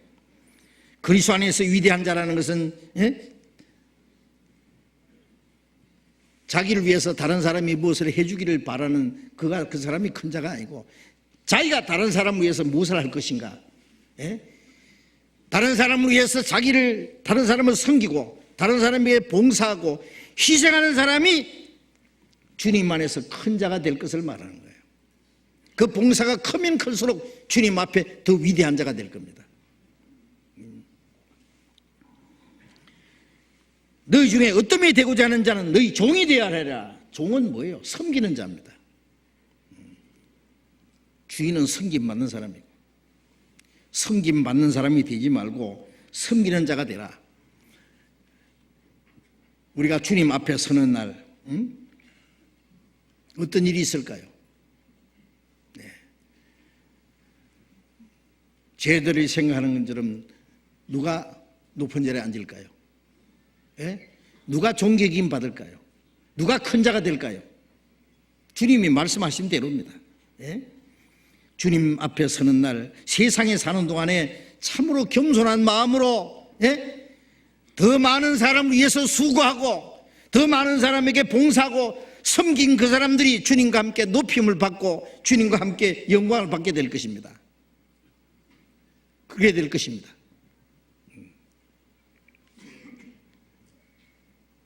이 세상에서 높임을 받은 사람들,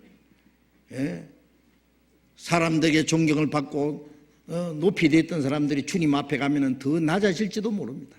완전히 달라질 수도 있습니다. 주님 앞에 가면 제일 누가 존귀함을 받을까? 누가 큰 자가 될까? 그때 가봐야 합니다. 세상에 사는 동안에 자기를 낮추고 겸손하게 남을 섬기고 봉사하고 자기를 희생한 사람, 그 사람들이 주님 앞에 큰 자가 될 것을 약속했습니다. 이 세상에 큰 자가 아닙니다. 그리스도의 일꾼들은 남을 억압하고 지배하고 다스리는 것이 아닙니다. 겸손하게 다른 사람을 돌보고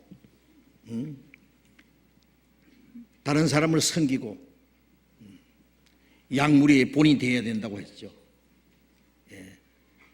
베드로도 높은 자리에 앉을 거라고 생각했을 겁니다. 그러나 베드로가 베드로전서 5장 2절 3절에 그랬습니다.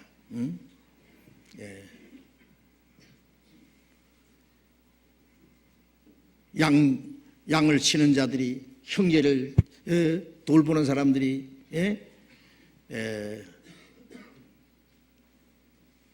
주장하는 자세로 하지 말고, 억지로 하지도 말고, 더러운 일을 위해서 하지도 말고, 자기에게 맡긴 자들에게 주장하는 자세로, 다스리는 자세로 하지 말고 양무리의 본이 되라고 했습니다. 자원함으로, 희생하는 마음으로, 봉사하는 마음으로, 그리고 양무리의 본이 되라고요.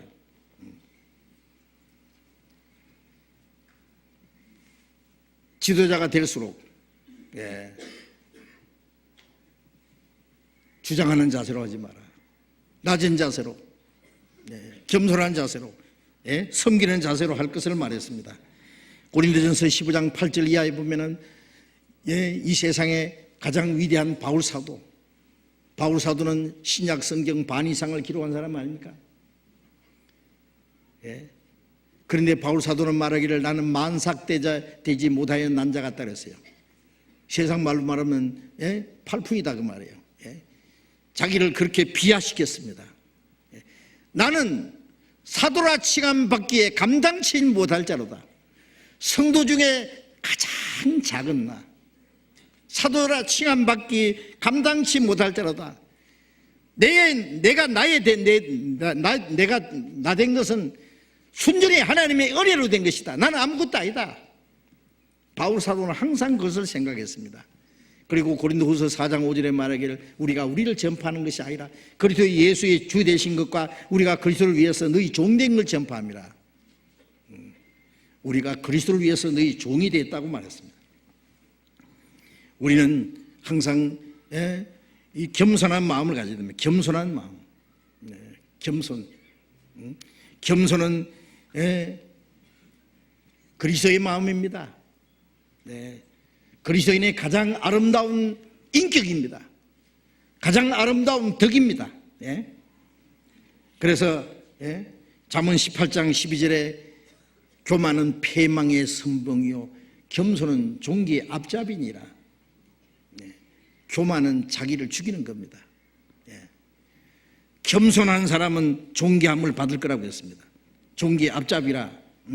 잠언 29장 23절에 보면은 사람이 교만하면은 낮아지겠고 겸손한 마음을 가지는 자는 영예를 얻으리라.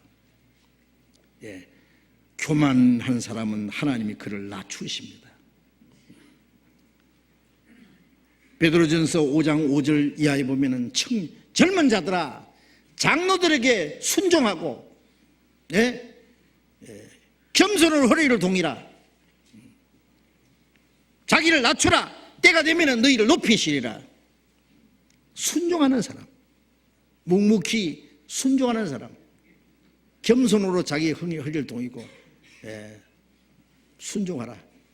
자기를 낮추라. 때가 되면 너희를 높이시리라. 자기가 높아지려고 그러면 안 되죠.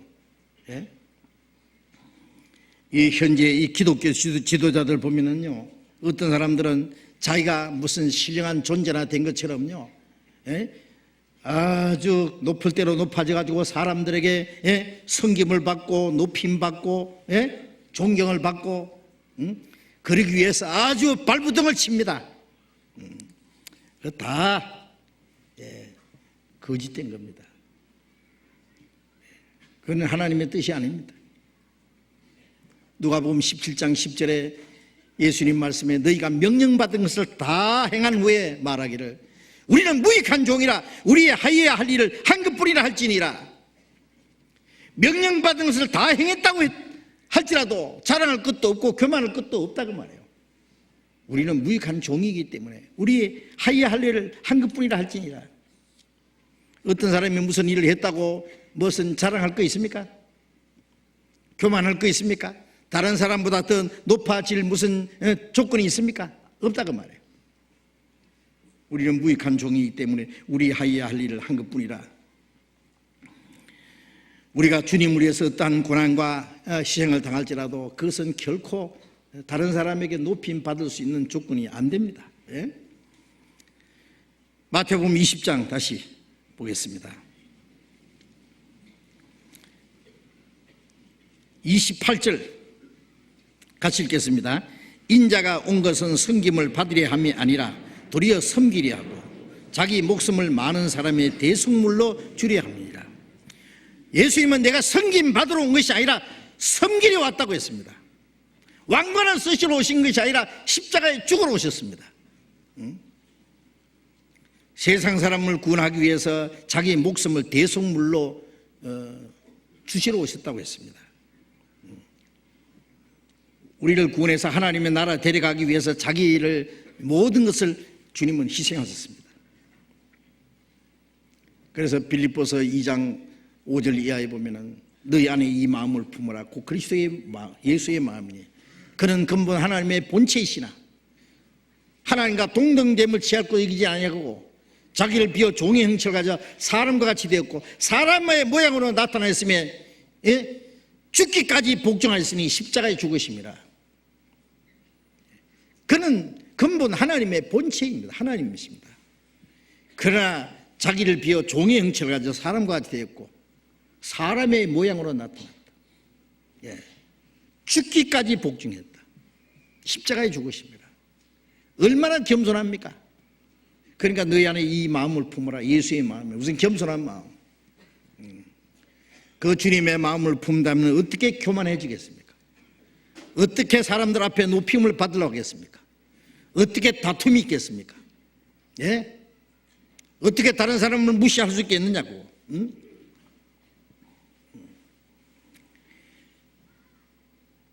죽기까지 복종하였으니 십자가에 죽으십니다. 주님은 죄 많은 인간을 섬겼습니다. 제자들의 발을 씻겼습니다. 발을 씻기는 건 누가 하는 거예요? 종이 하는 거예요. 주인이 집에 돌아오면은 그 더러운 발, 하루 종일 땀 나고 먼지 투성인 그 발을 씻겨줍니다. 무릎을 꿇고 대야에 물을 떠서 발을 씻겨주는 건 종이 하는 겁니다. 예수님이 대야에 물을 떠고 허리에 수건을 동이고 무릎을 꿇고 제자들 발 다 씻겨줬습니다. 너희가 나를 선생이라 주라 하니 옳도다. 주와 선생이 되어 너희 발을 씻겼으니 너희도 서로 발을 씻기는 것이 합당하니라. 내가 행한 것 같이 너희도 행하게 하려 본을 보였노라 그랬잖아요. 주님은 우리에게 겸손의 본을 보여주었습니다. 남을 섬기는 본을 보여주었습니다. 남을 봉사하고 자기를 희생하는 본을 보여주신 겁니다. 마태복음 11장 29절에 나는 마음이 온유하고 겸손하니 나의 멍에를 메고 내게 배우라. 온유하고 겸손하신 주님의 멍에를 메고 주님을 배워야 됩니다. 온유는 묵묵히 순종하는 마음, 겸손은 자기를 철저히 낮추는 자세입니다. 우리가 여간 겸손하지 않으면 주님 머리 위에 앉습니다. 왜? 주님은 너무 겸손하신 분이기 때문에. 어린 양처럼 말없이 묵묵히 끌려가셨습니다. 욕을 받으시되 대신 욕하지 아니하고 위협받으시되 대신 위협하지 않고 죽기까지 복종했습니다. 우리는요, 조그만 어떤 욕을 얻어먹으면은요, 질세라 막 끝까지 싸우려고 누가 이런가 해보자. 이가지 뭐 하려고 그래, 이겨가지고. 시기하고 다투고. 아닙니다. 그건 그리스도의 마음이 아닙니다.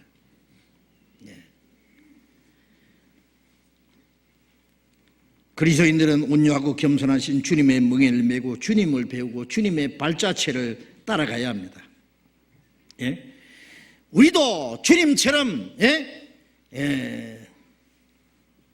겸손과 남을 섬기는 것과 다른 사람에서 자기를 희생하는 희생의 제물로 자기를 드려야 됩니다. 자기를 희생하는 그 삶을 살아야 된단 말이에요. 그 그리스도의 삶입니다. 그것이 남에게 섬김 받으려고 할 것이 아니라, 고린도전서 9장 19절에 보면은 바울 사도 말하기를 내가 모든 사람에게 자유하였으나, 스스로 모든 사람의 종이 된 것은 아무쪼록 몇몇 사람을, 더 많은 사람을 구원코자 함이라. 바울 사도는 자유로운 사람입니다. 예수님 말씀처럼 누가 목숨을 뺏어가는 자가 있는 게 아닙니다. 예수님이 스스로 목숨 버린 것처럼 바울 사도는 나도 스스로 모든 사람이 종이 됐다 했어요. 섬기는 자리에 들어갔습니다. 다른 사람을 위해서 자기를 희생하는 자리로 들어갔습니다. 아무쪼록 몇몇 사람이라도 더 많은 사람을 구원코자 함이라. 다른 영혼을 구원하기 위해서 말이에요. 제가 외국에서 전도하는 전도인의 말을 들었습니다. 전도해도 안 된다 그거예요. 안 돼. 그 사람 마음들이 얼마나 교만하고 얼마나 강파고 세상적인지. 그 어떻게 이제 한 가지 깨달았던 것은 그 사람들이 종이 되어야 되겠다 생각하고 종처럼 했다는 거예요.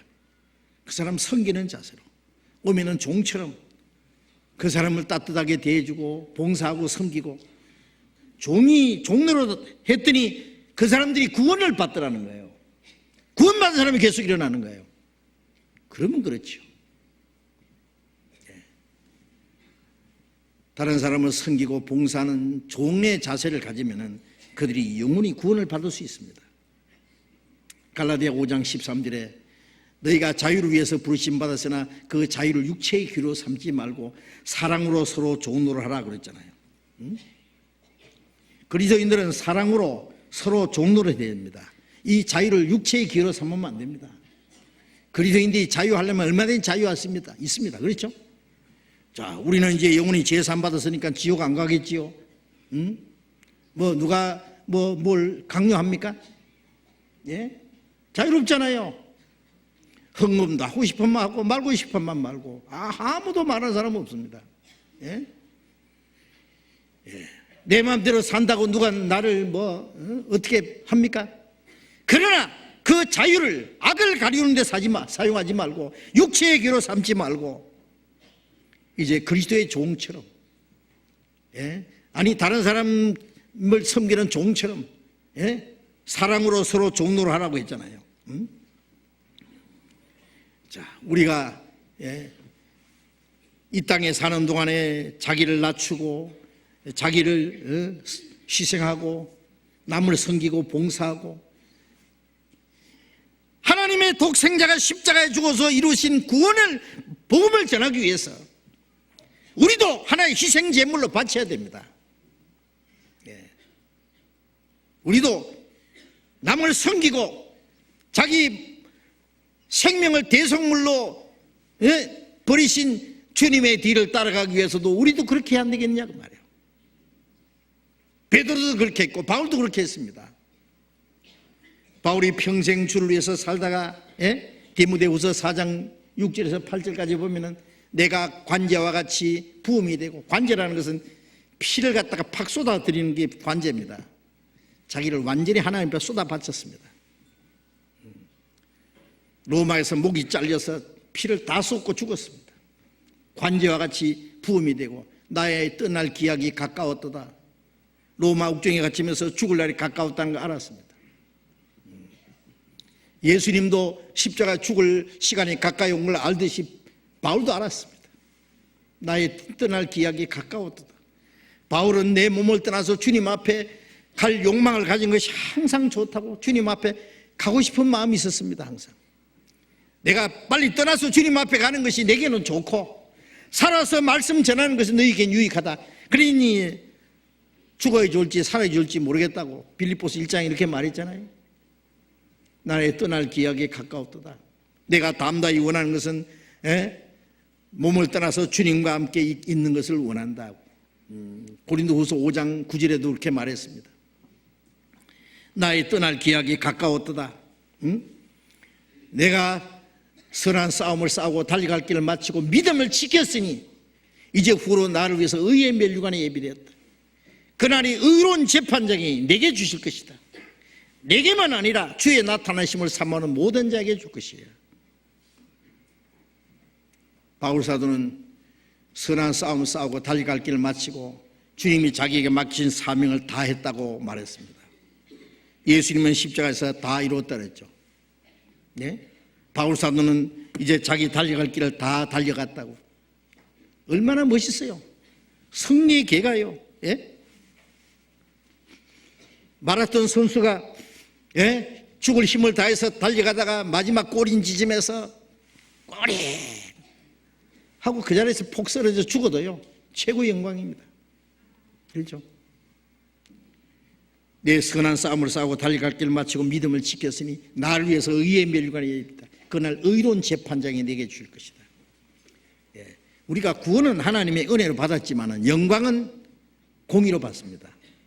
행한 대로 받습니다. 행한 대로. 아시? 영광은 그저 받는 게 아니에요. 내게만 아니라 주의 나타나심을 사모하는 모든 자에게 주실 것이니라. 그 말씀은 바울 사도가 받은 거 우리 모두에게 주신다 그런 뜻은 아닙니다. 주의 나타나심을 사모하는 모든 자는 나처럼 해야 된다 그 뜻이에요. 나처럼 달려갈 길을 마치고 믿음을 지키고 사명을 다하면 나처럼 의로운 재판장이 그날에 의로운 의의 멸관을 주실 것이다. 주의 나타나심을 사모하는 모든 사람들, 우리는 주님의 나타나심을 사모하는 사람들이잖아요. 주님 오실 날이 얼마나 가까웠습니까? 주의 나타나심을 사모하는 사람들은 이제 우리는 주님 뒤따라가야 됩니다. 고린도전서 11장 1절에 내가 그리스도를 본받은 자 된 것 같이 너희는 나를 본받으라. 우리가 어떻게 생각하면 예수님은 하나님의 아들이기 때문에 하나님의 능력이기 때문에 그렇게 하셨지만은 우리 같은 사람이 어떻게 예수님처럼 할 수 있겠냐 하는데 바울 사도는 했잖아요. 사람도 할 수 있다는 것을 바울의 삶을 통해서 우리에게 보여주신 겁니다. 내가 그리스도를 본받은 자 된 것 같이 너희는 나를 본받으라. 겸손의 본을, 남을 섬기는 본을, 자기를 희생하는 본을, 끝까지 고난의 삶을 견뎌나가는 본을 보여주신 겁니다. 바울 사도는 자기를 희생 제물로 다 쏟아 바쳤습니다. 우리도 주님을 위해서 살다가 남을 섬기는 삶을 살다가 봉사하는 삶을 살다가 마지막에 자기를 위해서 자기를 완전히 주님 앞에 쏟아 바쳐서 희생할 수 있다면 그게 최고 승리입니다. 주님 앞에 가서 의의 멸관, 영광의 멸관을 반드시 받게 될 겁니다. 그날을 바라보면서 우리는 우리의 남은 생애를 살아가야 됩니다. 주님 오실 날 너무 가까운 거 아시죠? 뭔가 심상치 않습니다. 만물의 마지막에 가까웠으니 너희는 정신을 차리고 근신하여 기도하라. 정신을 차려야 됩니다. 우리는 이 세상 헛된데 다시 마음 뺏기지 말아야 됩니다. 우리는 주님 앞에 설 그날의 영광을 바라보면서 현재를 주님의 뜻대로 살아야 됩니다. 같이 기도하겠습니다. 자비로우신 우리 아버지 하나님, 하나님이 작정하신 역사의 마지막 시대, 이 세상 많은 사람 가운데 우리를 구원해서 거룩하게 구별해 주신 주님 감사합니다. 주님이 내가 섬김받으러 온 것이 아니라 섬기려 하고 많은 사람의 대속물로 생명을 주러 오셨다고 하신 그 말씀대로 주님은 섬기셨고 주님은 자기를 희생하셨고 그래서 우리를 구원해 주셨습니다. 우리에게 영원한 생명과 소망을 주시고 주님의 거룩한 사랑을 우리 안에 심어주신 주님, 우리도 주님의 뒤를 따라서 겸손한 마음으로 섬기는 마음으로 자기를 희생하고 그리고 끝까지 주님을 따라가다가 우리도 우리 자신을 희생 제물로 주님 앞에 드려서 멀잖아 주님 앞에 서는 날 주님 앞에 칭찬과 영광을 받기에 합당한 사람이 되게 해 주옵소서. 하나님이 자기를 희생하고 남을 섬기고 봉사한 사람 위해서 예비하신 그 영광에 우리도 들어갈 수 있도록 인도해 주시고, 이 세상 헛된 것에 마음에 빼앗겨서 육신의 소욕을 따라서 행하는 어리석음 가운데 행치 않도록 우리 모두를 붙들어 주시고 인도해 주시옵소서. 전국에 있는 우리 교회들, 세계 곳곳에 있는 우리 교회들, 복음이 전해진 곳마다 하나님의 능력이 함께 하시고 마지막 주님이 이루기 원하시는 큰 역사를 이루시옵소서. 다음 주간에 열리는 중계 수양회 때도 많은 잃어진 영혼들이 모여서 말씀을 듣고 구원받는 큰 역사가 나타날 수 있도록 주님이 역사해 주시고, 이를 위해서 우리를 주님 뜻대로 귀하게 사용해 주옵소서. 주 예수님 이름으로 기도드렸습니다. 아멘. 찬송하겠습니다. 찬송가 356장, 찬송가 356장 같이 합시다.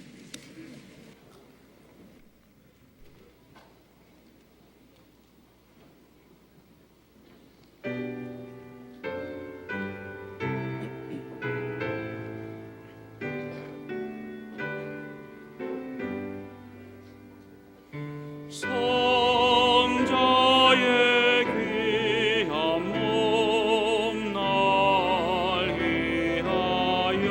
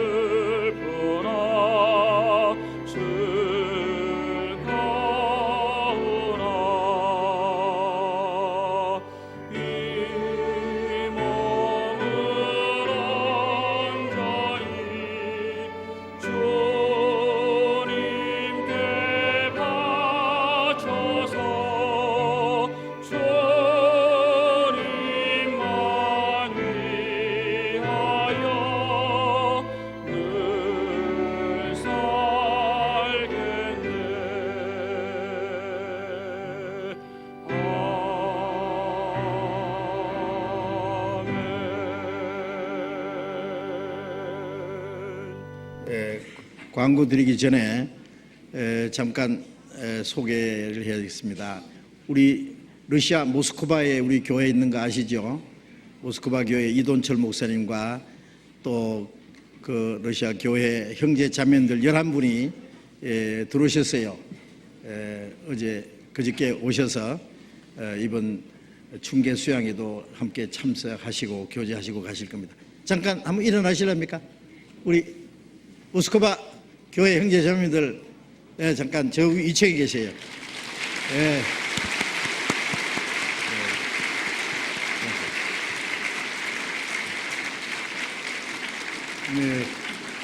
네, 감사합니다.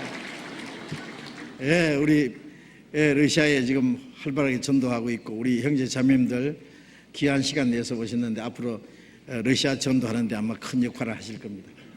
우리 송장님 광고해 주시죠.